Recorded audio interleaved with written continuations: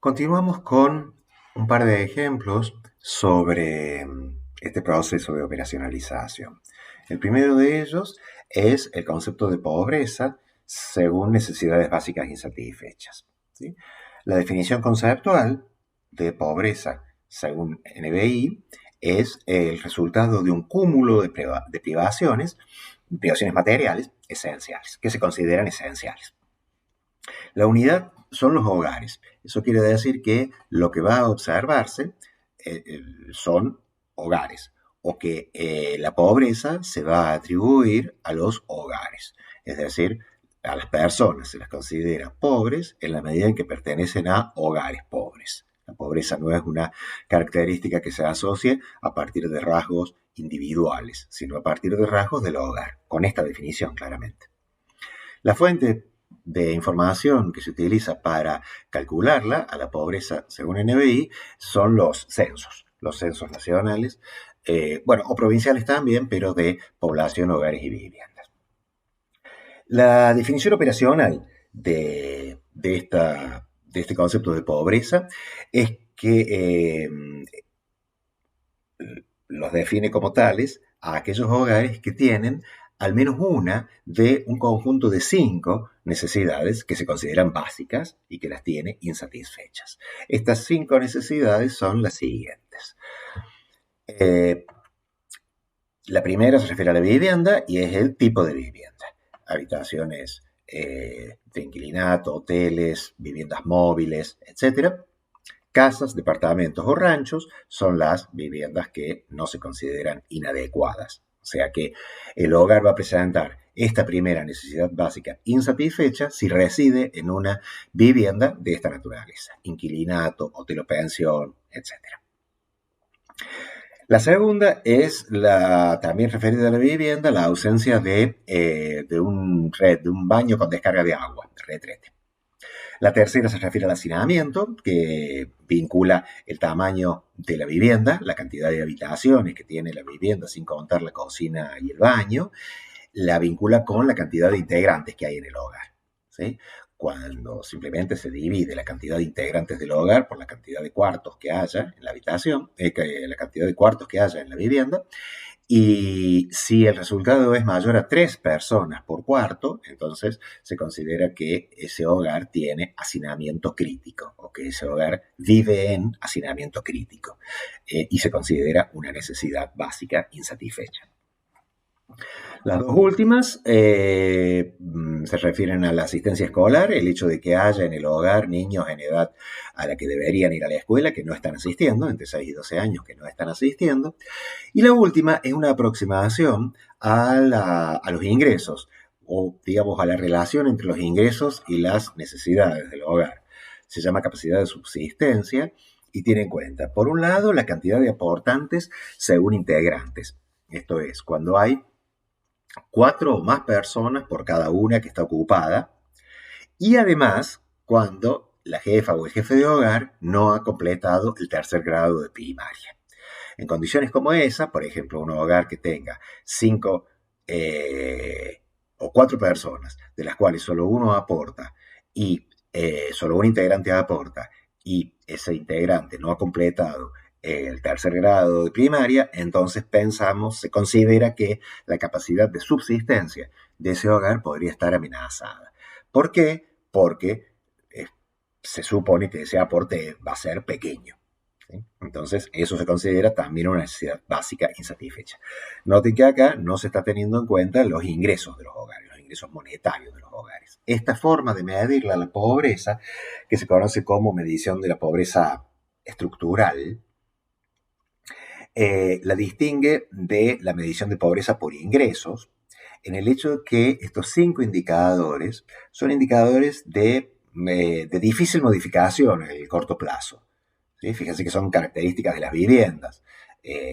O sea, modificar esas cosas implicaría ampliar viviendas, construir baños o situaciones de ese tipo que implican diferencias importantes. Por eso se les llama de ese modo pobreza estructural. Por oposición a esa medición de la pobreza que está basada en los ingresos y que se conoce como pobreza coyuntural. como está basada en los ingresos y depende de los niveles de ingreso, por encima o por debajo de la línea de indigencia o de la línea de pobreza, entonces puede suceder que un hogar esté bajo la línea de pobreza durante un periodo de tiempo, pero que si uno de los integrantes del hogar obtiene un empleo o mejora su posición laboral, mejora sus ingresos y en consecuencia sale de la pobreza de un mes al siguiente. En ese sentido es más variable, es más fácilmente cambiable. Fácilmente no lo digo en el sentido de implementar políticas para cambiarla, no en ese sentido fácil, sino que es más probable que cambie en el corto plazo la pobreza coyuntural comparada con la pobreza estructural. ¿Sí? Observen que estas 5 variables son bastante, podríamos decir, tienen bastante inercia. Resulta difícil modificarlas en el corto plazo. Por el contrario, una pobreza medida en términos de ingresos, cuando los ingresos de un hogar aumentan, el hogar puede salir de la categoría de hogar por debajo de la línea de pobreza. O a la inversa, por supuesto, un ingreso que se pierde podría llevar a un hogar que no lo estaba a ubicarse por debajo de la línea de pobreza.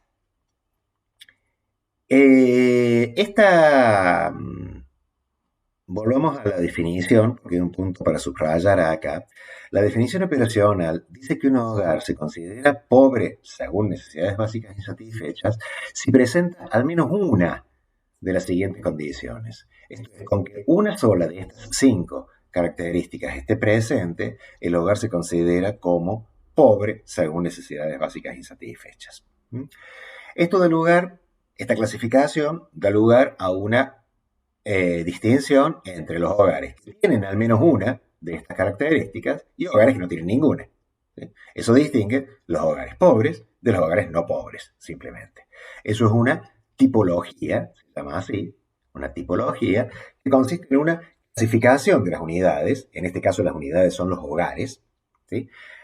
A esas unidades las clasifica en por lo menos 2 categorías, ¿sí? 2 o más categorías, ¿sí? Una tipología, entonces, es eso, es una clasificación de ciertas unidades en grupos, en categorías, ¿sí? Y cada una de esas categorías se puede llamar así, categoría simplemente, o también se lo llama un tipo, ¿sí? Tipo de. Un ejemplo en el que puede ser más fácil ver el uso del término.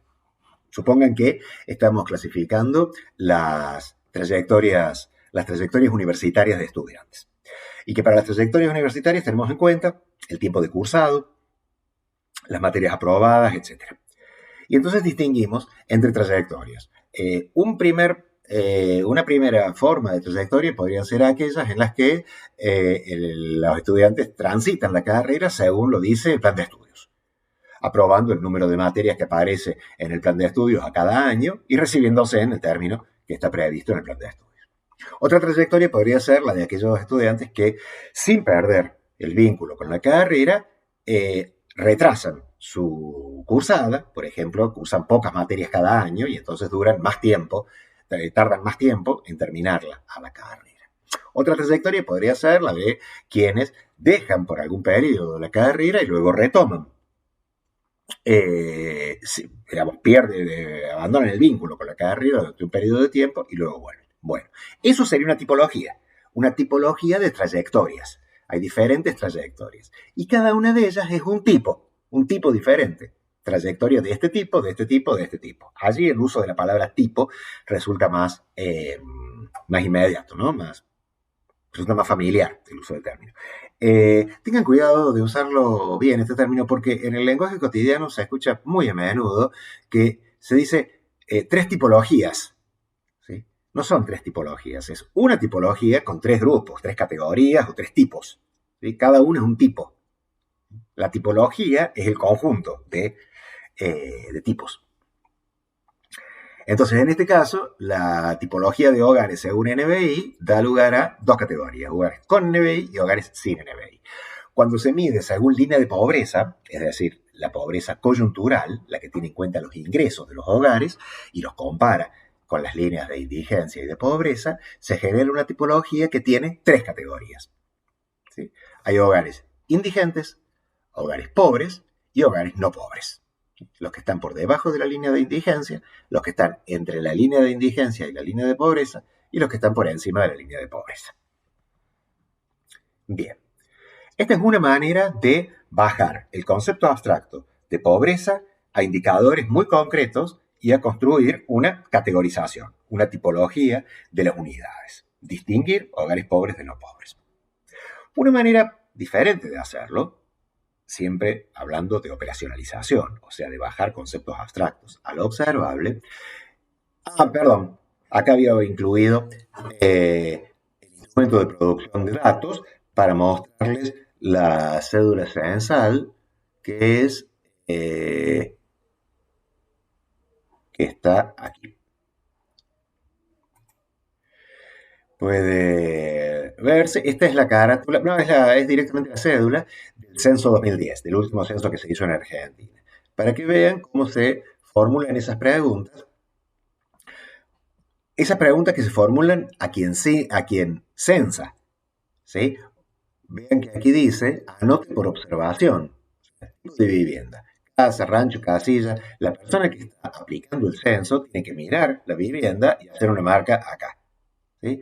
Y luego hay preguntas más finas vinculadas a cuál es el material predominante de los pisos, cuál es el material predominante de la cubierta exterior del techo, ¿sí? Membrana, losa, teja, metal, etc.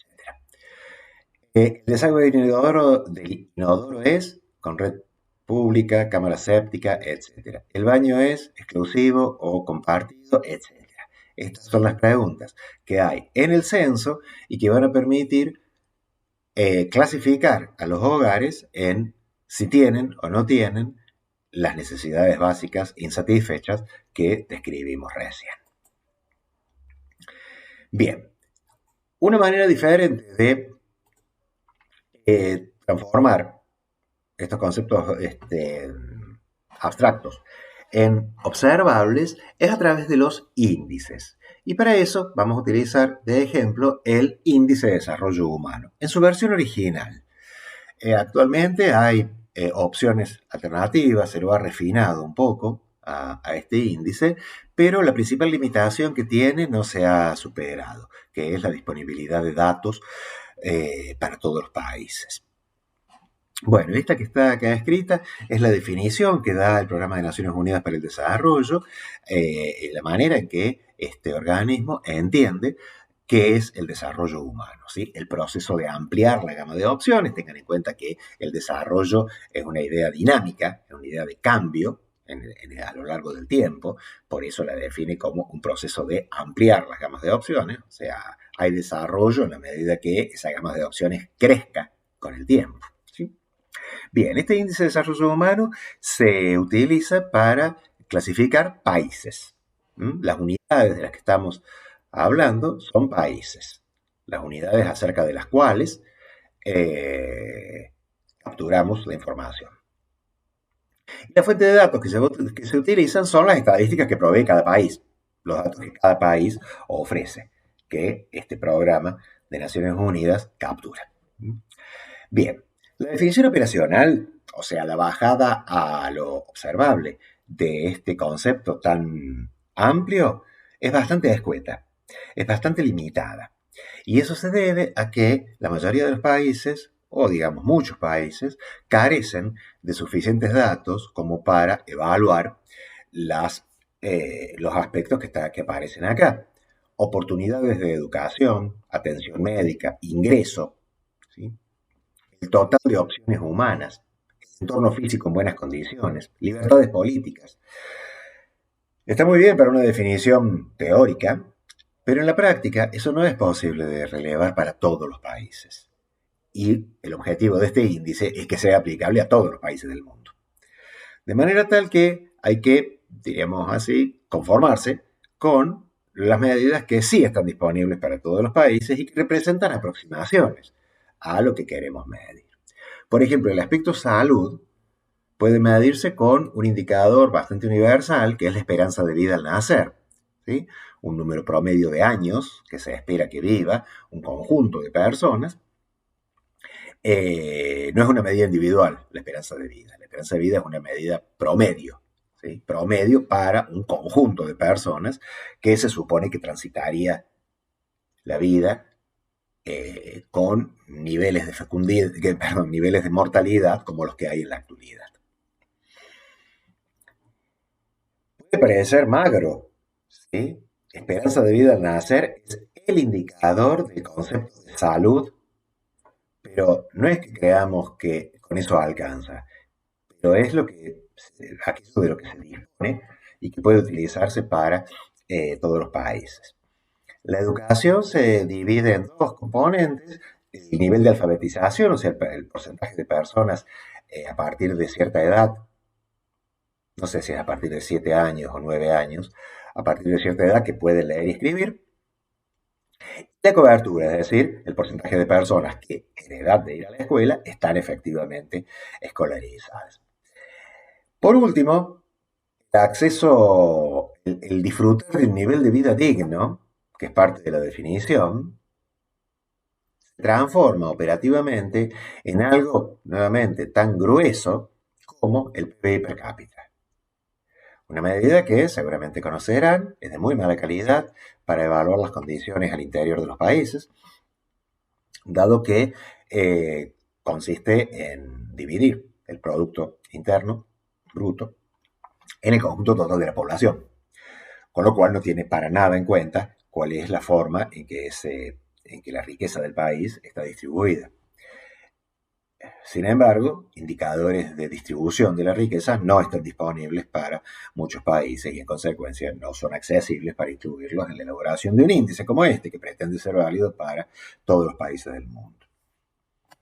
Bien, este índice tiene un pequeño inconveniente técnico que hay que resolver, que es que los distintos aspectos que están siendo observados acá, a ver, volvamos arriba para ver cómo ese problema no se presenta con NBI.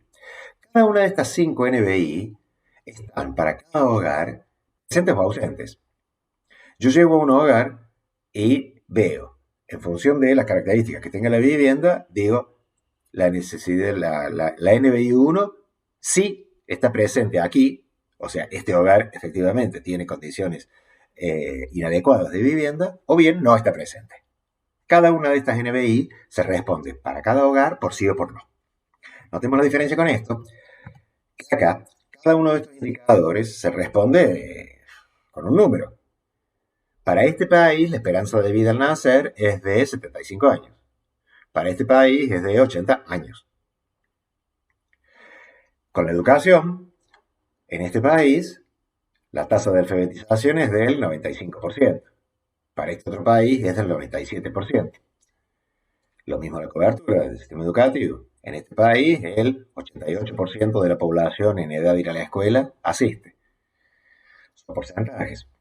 En este país, el PBI per cápita normalmente se expresa en dólares. Entonces, acá tengo años, porcentajes y dólares. Son unidades completamente distintas que no tenemos manera de vincularlas entre sí. Vincularlas entre sí es un problema porque lo que yo voy a querer finalmente es decidir, a ver, en este país hay mucha esperanza de vida, pero poca alfabetización y poco PBI per cápita. ¿Qué puntaje le pongo? Comparado con otro que tiene menos esperanza de vida, pero más alfabetización y más PBI per cápita. ¿Cómo combino eso? Necesito ponerlas a las tres en relación para poder asignarle un valor, una categoría, un número, va a ser finalmente, a cada país. Bueno, el procedimiento que se hace para salvar ese inconveniente es un poquito técnico. Lo reviso acá. Si quieren, después en la clase sincrónica lo vemos de nuevo, si queda un poco raro. Pero consiste en transformar cada una de las variables, la esperanza de vida, la alfabetización, el PBI, que tienen determinadas unidades, transformarlas a variables que carezcan de unidades. ¿Sí? Se trata de una estandarización, o sea, llevarlas a un puntaje, a un valor numérico que sea estándar y que se pueda comparar con las otras mediciones. Este proceso consiste en dada una variable original, por ejemplo la esperanza de vida, o la alfabetización, o la cobertura, o el PIB per cápita, cualquiera de ellas, la variable original, que tiene un rango de variación que va desde el mínimo observado hasta el máximo. ¿Sí? Por ejemplo, el país con la mínima esperanza de vida puede haber tenido 60 años y el país con la máxima 85 años. ¿Sí? Entonces la variable original esperanza de vida va de 60 a 85. La transformación que hacemos para poder volver homogéneas las unidades consiste en llevar ese rango de variación, que en este ejemplo va de 60 a 85, llevarlo a una escala que va de 0 a 100, asignándole el 0 al valor más bajo y el 100 al más alto. Y luego, por una reglita de transformación, que es una transformación simple, asignarle a cada valor intermedio un puntaje en esa nueva escala. Entonces, en este caso, bueno, esa es la fórmula para calcularlo. No es demasiado importante, me importa más la idea de cómo se hace. Acá está aplicada esa fórmula a un ejemplo particular. Tenemos, el ejemplo es con la esperanza de vida al nacer. El valor más bajo de esperanza de vida observado es ese país que se llama Lesoto y que tiene 52,9 años de esperanza de vida. Y el valor más alto observado sucede en Japón, cuya esperanza de vida es de 84,2 años. ¿Sí? Entonces, para Lesoto, el índice, esta nueva escala, la escala que estamos poniendo acá, tiene el valor 0. Y para Japón tiene el valor 100. Entonces, la cuestión está en asignarle un puntaje a los países que están entre medio. Y los países que tienen diferentes valores de esperanza de vida. En particular, en el caso de Argentina, que tiene 79,9 años de esperanza de vida, le corresponde un puntaje que se puede obtener aplicando esa formulita y que es 86,3. Entonces, este valor, 79,9, se transforma en un 86,3. ¿Cuál es la ventaja del 86,3 y de todos los otros números que salgan de hacer esta transformación en la cobertura, en la alfabetización y en el PBI per cápita?